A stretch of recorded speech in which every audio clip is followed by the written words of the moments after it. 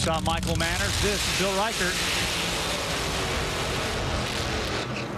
And remember, we set it up at the top of the show. Reichert coming from the opposite side of the ladder really will have no impact on this championship. Check in with the stat guy. Bill Reichert early this morning. I said, Bill, what's your biggest regret of the season? He said, you know, the DNQ at Vegas was awful, but he said the broken rocker stand and Maple Grove in round number 2 when he lost to Mr. Darren Nicholson, that was the big one because he had no chance to pick up points. That was his last race to claim for the Nationals. And he said they've been having fuel problems, chasing that all season long from the second half of the racetrack on. He said, but we think we've got it fixed here. Qualified in the 12th spot, only the 3rd time in 60 races that he started from the bottom half of the field. That's how good this Rizlone car has been during his 4 consecutive championship runs. Now here's the shredder, Michael Manners, a friend from overseas. One of the most colorful accents and voices you got out here. Just enjoyable to talk to him. He said, you know, we've got this race car out here. It's been running very well.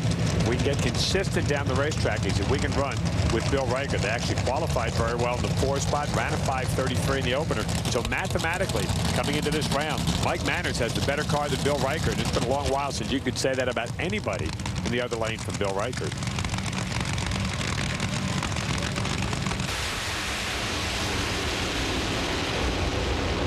Oh, cylinder out, the champ is out.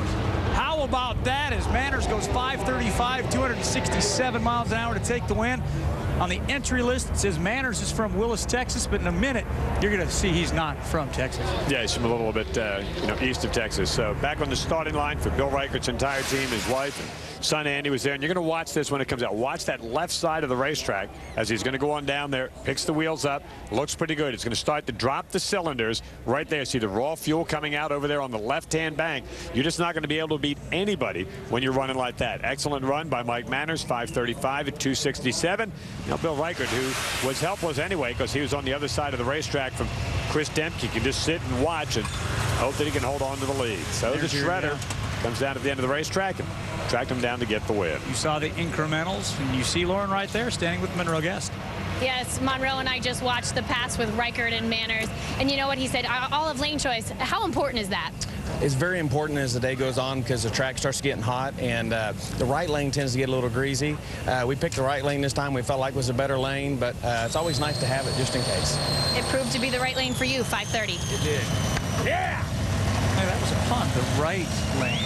Yeah. The correct lane. Correct lane, yeah. Promised you Mike Manners. Didn't sound like he was from Texas. Here's your proof. Lauren?